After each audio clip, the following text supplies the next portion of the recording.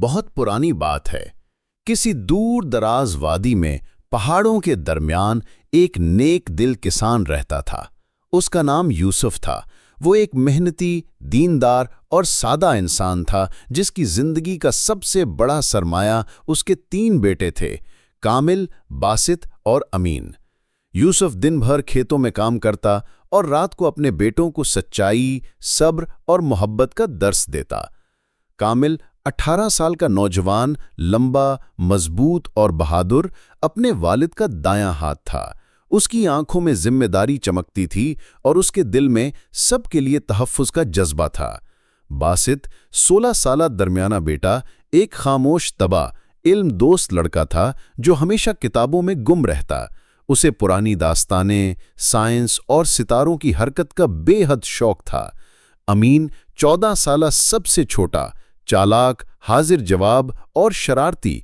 वो नई नई तरकीबें सोचता, छोटी छोटी चीज़ों से बड़े मसाइल का हल निकाल लेता। एक दिन यूसुफ ने तीनों बेटों को अपने पास बुलाया। उसके चेहरे पर संजीदगी थी मगर आंखों में एक अजीब रोशनी। मेरे प्यारे बेटो, उसने कहा, अब वक्त आ गया है कि तुम खुद अपने रास्ते तलाश करो। यूसुफ ने एक पुराना, चमड़े से लिपटा हुआ नक्शा उनके सामने रखा।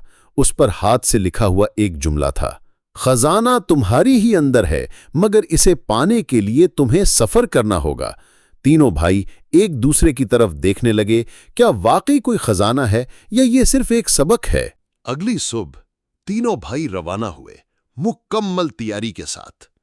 उनके दिलों में तजस्सुस था, लेकिन हौसला बुलंद था। रास्ते में सबसे पहले वो एक घने जंगल में दाखिल हुए। दरख्त इतने घने थे कि सूरज की रोशनी भी बमुश्किल जमीन तक पहुंचती। परिंदों की आवाजें, झाड़ियों की सरसराहट और दूर कहीं शेर की धाड़, ये सब कुछ डरा देने वाला था। तब अचानक एक जंगली दरिंदा सामने आ गया। कामिल ने एक लम्हे की ताखीर किए बगैर अपनी लकड़ी की तलवार निकाली और शेर के सामने डट गया। शेर गुर्राकर पीछे हटा और जंगल में गुम हो गया।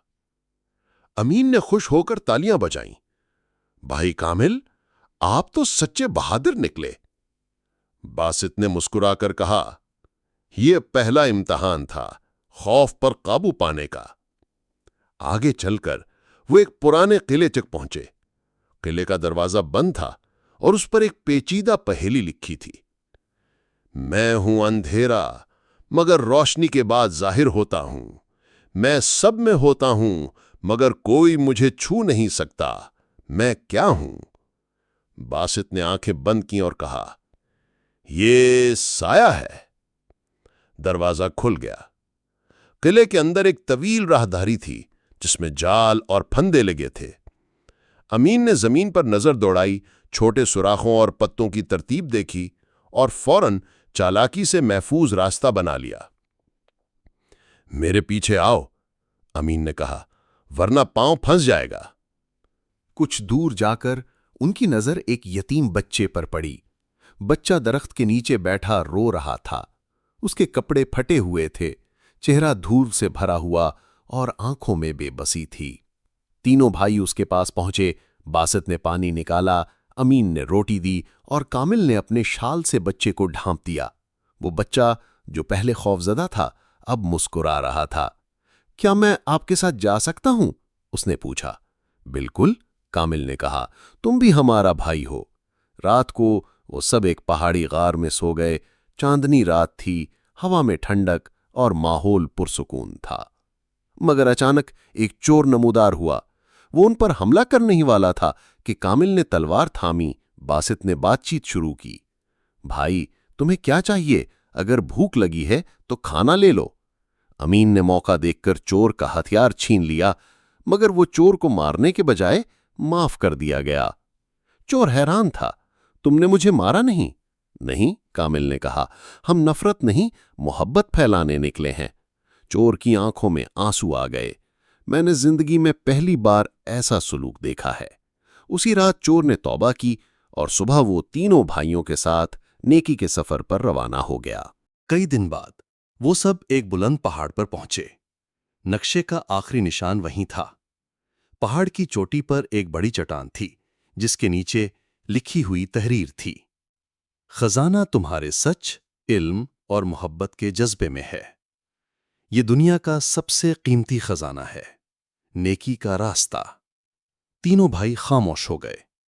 یہ خزانہ کوئی سونا، چاندی یا قیمتی پتھر نہ تھا، بلکہ ایک سبق تھا، ایک زندگی کا پیغام۔ واپسی پر وہ یتیم بچے کو ساتھ لے کر گاؤں واپس آئے۔ لوگ حیران تھے کہ وہ خالی ہاتھ کیوں لوٹے۔ کامل نے سب کو بہادری اور انصاف سکھایا، باسط نے علم اور عقل بانٹی، امین نے چالاکی اور خیر خواہی کے ذریعے دوسروں کی مدد کی۔ لوگ ان سے مشورے لینے آنے لگے۔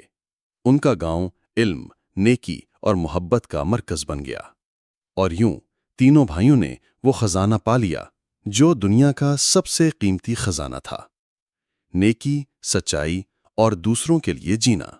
ویڈیو اچھی لگی ہو تو لائک کریں، سبسکرائب کریں اور گھنٹی کا بٹن دبائیں۔ شکریہ۔